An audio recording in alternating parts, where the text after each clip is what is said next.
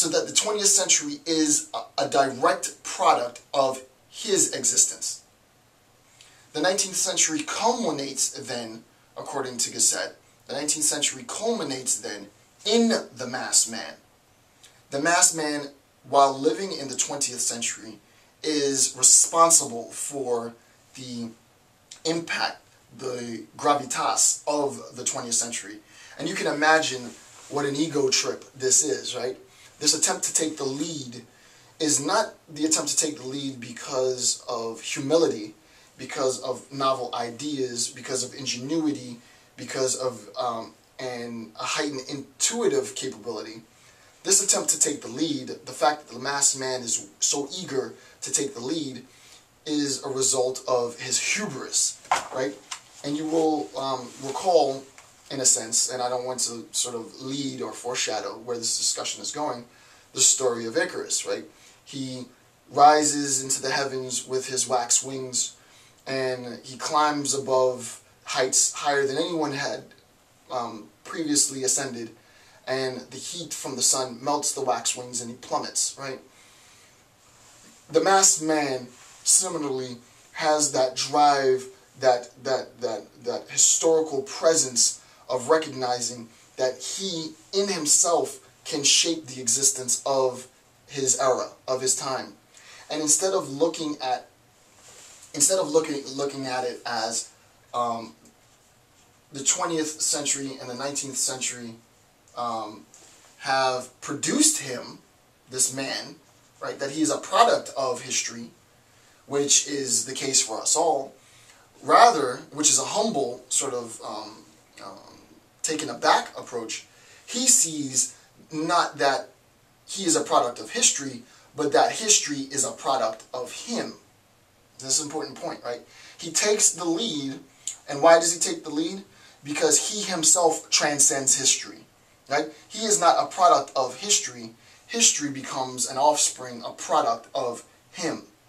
He, according to the Gasset, is a product of the 19th century, and from here on out, the masked man takes the initiative. He embodies nature. He becomes that which is natural, and instead of being a product of nature or a product of history, he now influences, creates nature, creates history.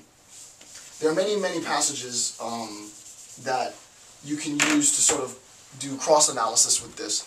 I'm not going to get into too much discussion, but when I was doing my research for my dissertation defense, I went through rather methodically through Hitler's Mein Kampf and looked at all notions within Mein Kampf of Hitler making remarks to his existence or the existence of the National Socialist Party as a natural progression of history, right? So that the events that unfolded during the World War were Hitler recognizing and being very cognizant of. This wasn't in any sense happenstance or ad hoc.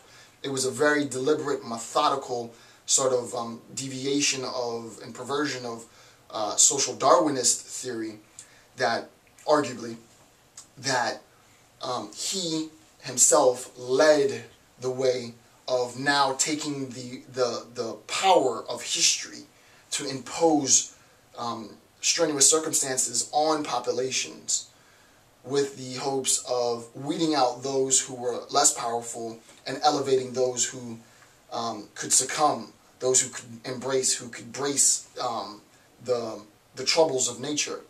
Rather than it being nature itself that was doing the imposition, it became the institution, or even more importantly, the masked man, the individual himself. And there's countless references within Mein Kampf to the Nazi Party and Adolf Hitler specifically, and this idea that he was developing being the foundation, the fountainhead of history. So the first thing to recognize, according to Gasset, is that the masked man believes that he needs to take the lead.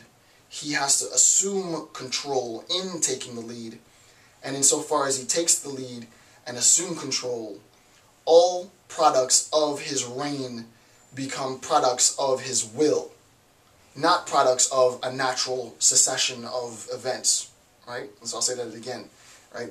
All products of his reign become a result of his will, and not a natural succession of historical events. And you can imagine the ego trip in such beliefs.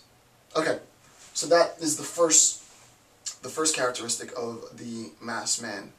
The second characteristic of the masked man is that the masked man has an expectation for material increase. Right? What does that mean? The masked man has an expectation for material increase. Let's read Gasset and see what Gasset says, and then do some analysis of this. Gasset says the following. Gasset says, "What appearance did life present to that multitudinous man who in ever-increasing abundance during the 19th century kept producing? To start with, an appearance of universal material ease." The appearance of universal material ease. Never had the average man been able to solve his economic problems with greater facility. Never had the average man been able to solve his material problems with greater facility. What does that mean? Well, what we have to recognize now is that if we're talking about the masses, and we understand that the masses are interchangeable with the middle class. So we're talking about you, we're talking about me, well, some of you. Some of you are not middle class, but I am, and most of you are. So if you are a member of the middle class, what we recognize is that it is easier for us to address economic constraints, economic concerns, than it was in previous generations. Granted, during the 1990s, it was far easier. Now we're in a recession, so obviously there's been a bit of a regression, if you will. But certainly, the ability for us to generate capital and address our financial predicaments and financial crises are easier, more accessible. There's more potential for that now than there was in the previous century, right? Than there was in the 20th century in general. So, what happens? Think of it like this, and this is, anytime I do lectures, I always like drawing. That's why I'm always with a chalkboard and pen, because it's sort of hard to visualize these complex concepts without images. And the way that we address this, and just to rehash what we're saying, never had the average man been able to solve his economic problems with greater facility, right? So this appearance of material ease. You can think of the masses as being limited. The middle class is limited. There are boundaries to the middle class, right? This is a boundary, a very real boundary of the middle class. And then the question becomes, obviously, what is this boundary? And there are a number of factors that go into discussing the boundaries of the middle class. With respect to Gasset, and so that we don't go too far off tangent, the boundary that he's specifically talking about in this section, in the second characteristic of the masked man, is one of an economic boundary. Right? So, for us in a contemporary time, income below 30,000 US dollars, roughly, for a family, and above $250,000, roughly. And I actually think the number I read somewhere was 180 grand, but we'll just go with $250,000. It's sort of the economic boundary of the middle class, right? The middle class has a limit. Now that we understand what the limit of the mass is, the question then turns to this attempt to solve our economic problems, right? And what does he say? He says, never had the average man been able to solve his economic problems with greater facility. Now, how do we tie that into his previous discussion? This is actually not that. It seems relatively easy to understand what he's saying.